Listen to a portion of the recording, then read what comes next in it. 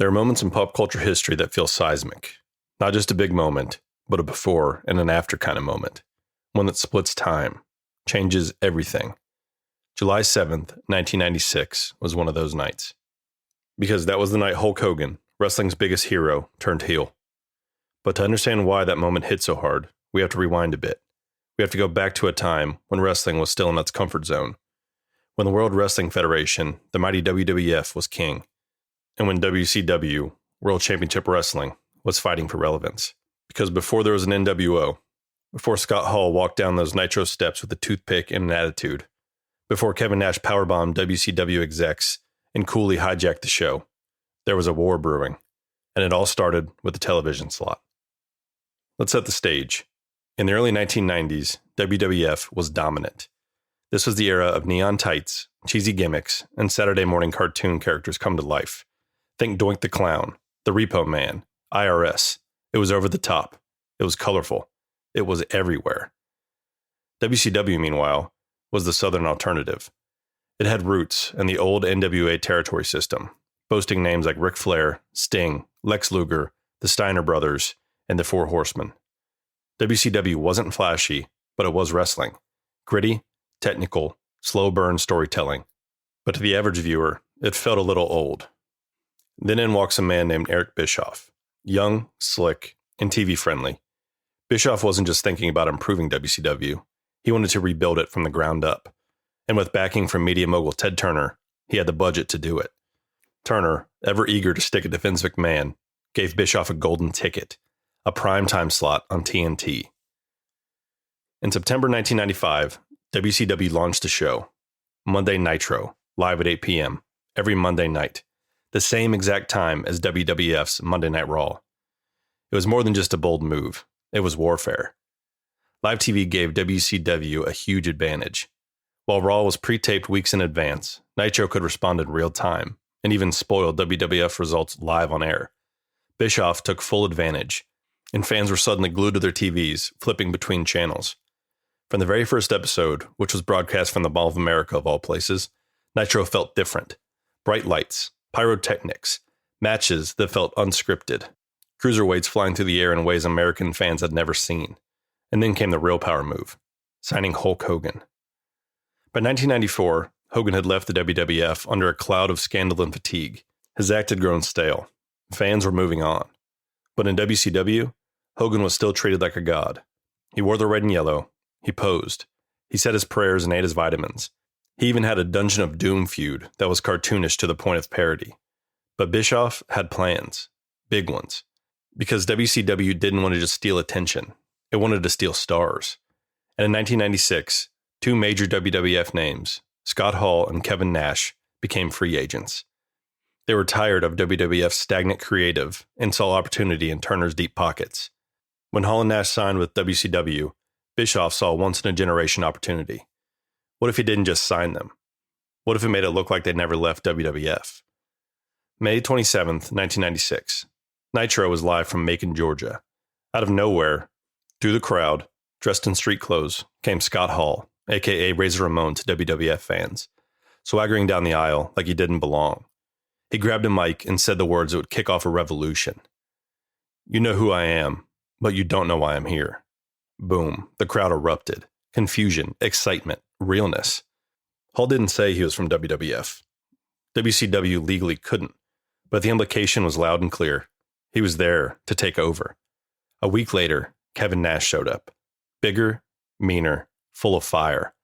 The two of them, dubbed the Outsiders, began to wreak havoc. They interfered in matches, attacked backstage, and delivered promos with a swagger and realism that felt totally new. It wasn't just a storyline, it was an invasion, and fans were hooked. By early July, the Outsiders had laid down the challenge. A three-man tag team match at the next pay-per-view, Bash at the Beach. The Outsiders would face three WCW representatives, but their third man, their partner, they wouldn't say who it was. Speculation ran wild. Was it Lex Luger? Was Sting turning heel? Could it be someone totally new? No one expected what came next. July 7th, 1996, Daytona Beach, Florida. The match began with Sting, Lex Luger, and Randy Savage facing off against Hall and Nash. It was chaos from the jump. Luger was stretchered out early. It turned into a 2-on-2 battle. And then, in the final moments, the crowd erupted. Hulk Hogan, WCW's ultimate hero, walked down the aisle. Fans cheered. He slid into the ring. Hall and Nash bailed out. And then, Hogan turned. He dropped a leg on Randy Savage. The arena exploded in shock. People screamed, booed, threw garbage into the ring. He wasn't there to save WCW. He was the third man. He grabbed a mic and delivered one of the most infamous promos of all time. As far as I'm concerned, all this crap in the ring represents these fans out here. For 2 years, brother, I held my head high. I did everything for the charities and the kids. And the reception I got when I came out here, you fans can stick it. And with that, Hollywood Hogan was born. Hulkamania was dead. The New World Order was born. And wrestling had just been rewritten. After Bash at the Beach 1996, nothing was the same. WCW, once a traditional Southern-style wrestling promotion built on headlocks and honor, had just become ground zero for a full-blown insurrection. And leading the charge, a faction that wasn't just a heel group. They were a movement. Scott Hall, Kevin Nash, Hollywood Hogan. Together, they weren't just wrestling's bad guys. They were cool, unapologetic, sarcastic, real. They were the New World Order. And WCW had just become their playground. Immediately after forming, the nWo set out to hijack WCW from the inside out. They weren't asking for matches, they were taking them. They didn't wait for TV time, they interrupted. Hall and Nash called their shots. Hogan cut bitter, self-righteous promos that blurred the line between storyline and reality. And they started showing up in all-black gear, shirts with that now iconic nWo logo, spray-painted and stamped like an underground movement. It felt guerrilla. It felt dangerous. Everything the nWo did was chaotic by design. They attacked WCW talent backstage and in the ring. They filmed grainy black and white promos, complete with shaky camera and warped sound. They spray-painted nWo on championship belts, the ring, and even fallen opponents. It wasn't wrestling anymore. It was anarchy on national television. While chaos reigned on the screen, things got even more interesting behind the scenes. WCW president and executive producer Eric Bischoff, who fans had seen as a neutral authority figure, turned heel in late 1996, revealing that he'd been working with the nWo all along. This move made the nWo even more dangerous. Now they weren't just a faction, they were a corporate-backed coup. Bischoff started handing out contracts to nWo members, giving them more airtime, better treatment, and protecting them from consequences. It was total control, and the fans loved to hate it. As the months passed, the nWo grew. The Giant, Six, Buff Bagwell, Scott Norton, Vincent, and Conan. Ted DiBiase arrived as the financial backer. Even fake Sting made an appearance, sowing doubt and confusion in WCW's top star. The numbers advantage meant that nWo could interfere with any match at any time, and they often did. They didn't win clean, they didn't play fair, and it didn't matter, because they were in control. The more WCW resisted, the stronger the nWo seemed to get. While WCW burned, one man stood in the shadows. Sting. Once the bright, neon-painted face of WCW vanished from the spotlight, betrayed by friends, confused by imposters, and unsure who to trust. He disappeared after the Fall Brawl of 1996. When he returned, he was unrecognizable. Gone was the bleach blonde hair. Gone were the high-energy interviews.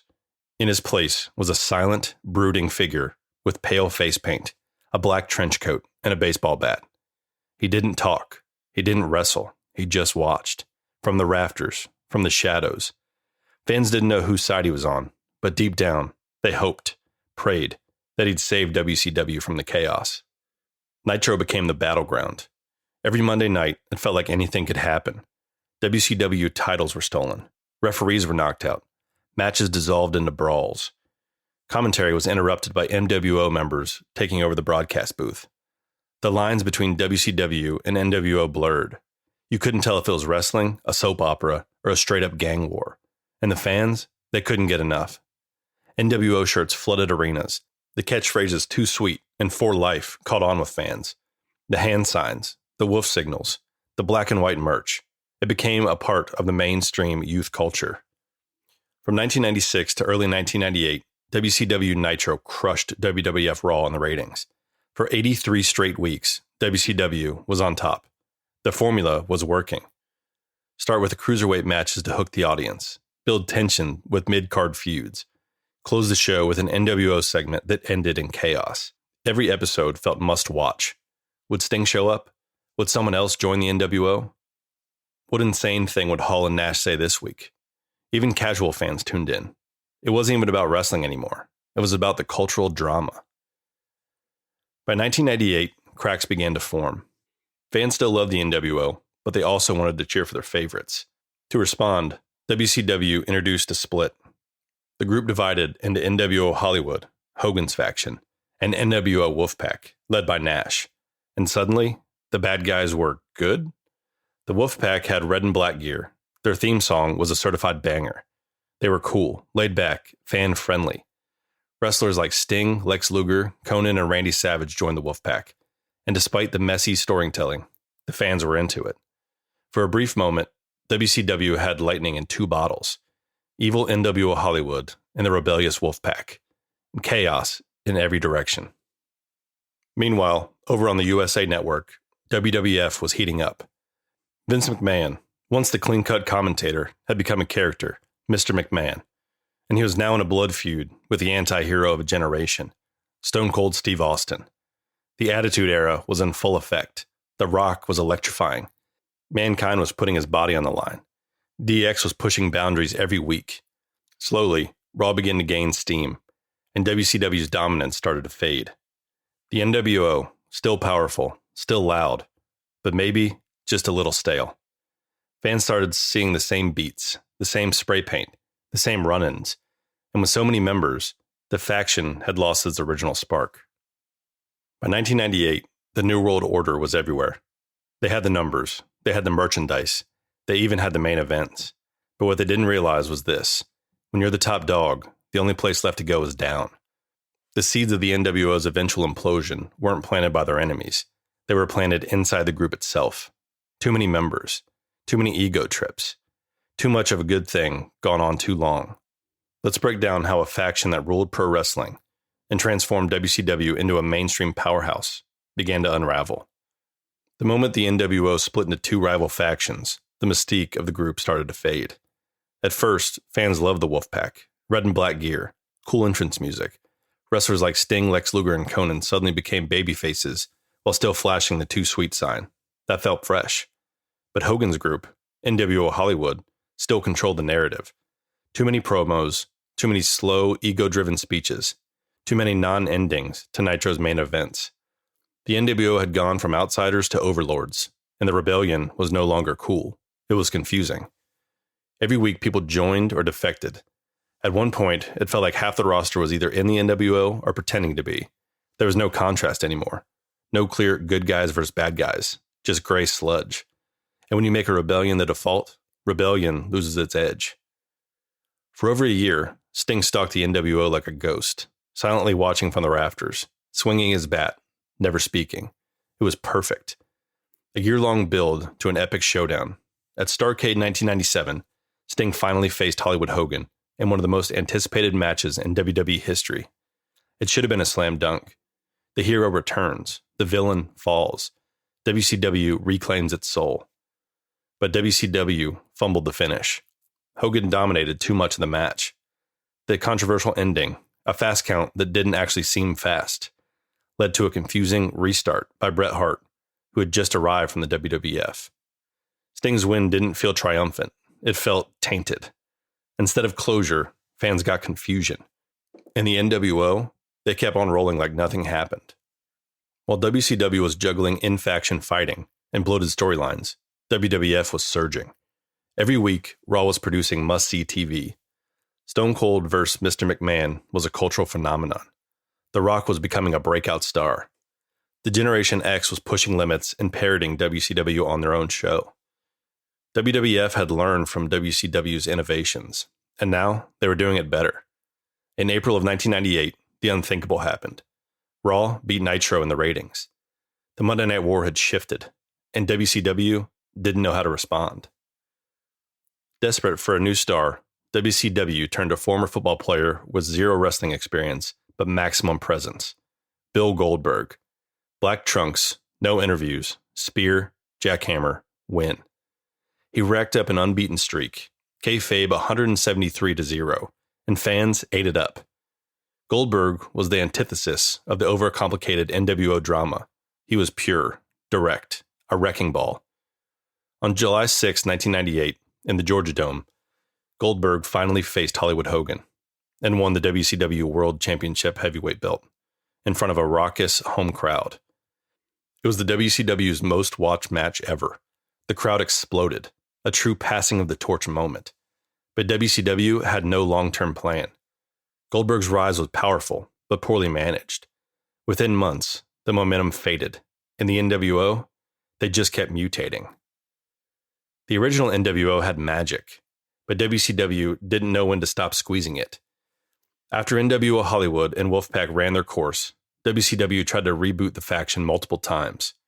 nWo Elite, nWo B-Team, nWo 2000 with a silver logo, featuring Bret Hart, Jeff Jarrett, and the now declining Kevin Nash. Each version got less interesting and more overproduced, less connected to fans.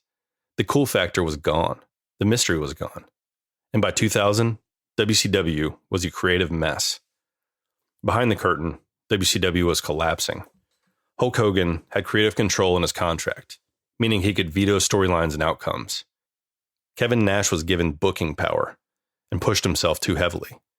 Young, hungry talent, Chris Jericho, Eddie Guerrero, Dean Malenko, Perry Saturn, Chris Benoit, all left for the WWF, frustrated by being ignored.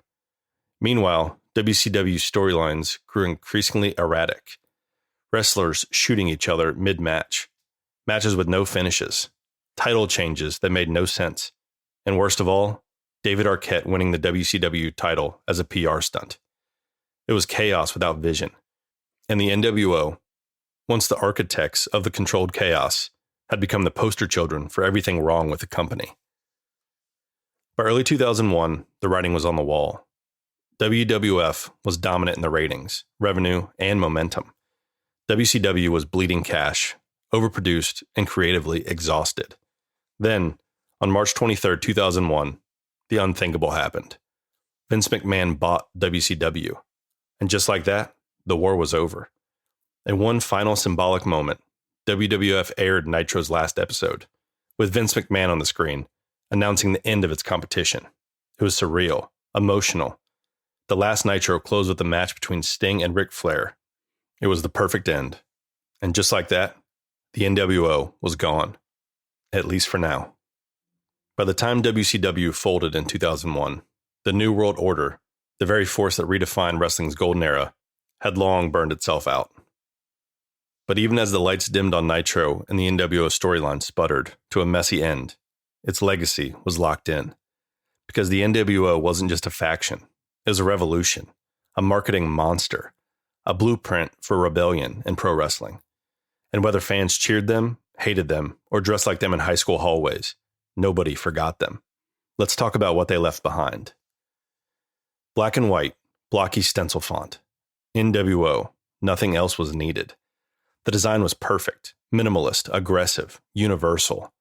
It looked just as good on a t-shirt as it did in spray paint on a championship belt or flashed on screen with grainy VHS distortion. The logo wasn't just branding. It was a signal, a badge of honor, a threat. By 1997, nWo shirts were everywhere, sold at live shows in record numbers, knockoffs at flea markets, bootleg shirts at malls. Even teachers in the late 90s were sending kids home for wearing nWo merch to school. It crossed over. It mattered. Too sweet. The hand gesture heard round the world. Originally a backstage click symbol between real-life friends, Hall, Nash, Michaels, Triple H, and Waltman, the too sweet hand gesture, pinky and index fingers raised, middle fingers tucked, became the official sign of nWo brotherhood. Fans adopted it immediately. Wrestlers used it in the ring. Kids mimicked it on the playground. It became an underground salute, a wink to anyone in the know. To this day, modern factions like the Bullet Club, the Elite, and the Judgment Day flash it like gospel. It's a part of the wrestling language now. Too sweet isn't a catchphrase. It's a cultural artifact. Let's look at every major faction that's come since. The Generation X, leaned into anti-authority, but took a lot of nWo swagger. The Shield, dressed in black, came through the crowd, dominated on arrival. Bullet Club explicitly modeled their entire identity off the nWo logo, colors, gestures, structure. The Bloodline, long-term storytelling, backstage dominance, blurred family lines, and control. None of them would happen without the nWo first blazing the trail. The nWo showed the wrestling world how to build a group that wasn't just a gimmick, but a philosophy, a vibe, a self-sustaining machine. When Vince McMahon bought WCW, fans wondered, would the nWo ever appear in a WWE ring? In 2002, we got our answer. McMahon, furious at losing control of his company, in the storyline, declared he'd inject the WWF with a lethal dose of poison. Cue the video package. Cue the black and white. Cue the guitar riff. Hollywood Hogan, Kevin Nash, Scott Hall, together again. The nWo debuted in WWE at No Way Out 2002. Walking slowly out to the ring, flanked by confusion and nostalgia, fans went wild. But they also sensed that it wasn't quite the same. Hogan would quickly turn face again after the fans wouldn't stop cheering him. Nash would get injured. Hall would struggle backstage. The magic, it was still there, flickering, but the moment had passed. Still, seeing the nWo on a WWE stage felt surreal, full circle, a final exclamation mark on a wrestling era we never thought would end.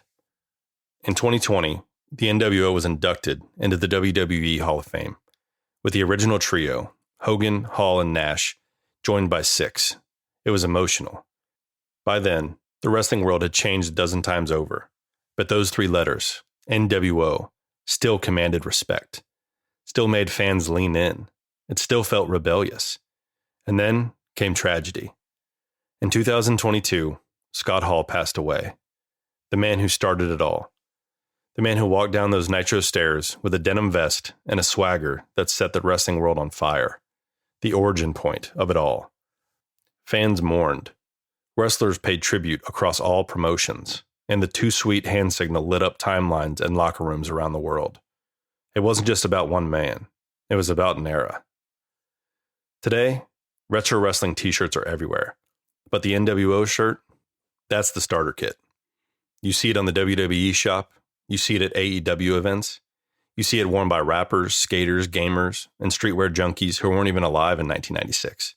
The aesthetic, grunge, rebellion, chaos, it's still there. It still feels dangerous. It still looks cool. WCW may be gone, but the New World Order is for life. There's a reason we remember this era so vividly. Because for a little while, between May 1996 and late 1998, wrestling felt unpredictable. It felt like the rules didn't apply, like anything could happen, and it just might. A wrestler might show up unannounced. A hero might turn heel right in front of your eyes. The entire company might get taken over by outlaws in black and white. That feeling, that electric tension, that's what made the nWo special. And even now, decades later, we chase that same energy.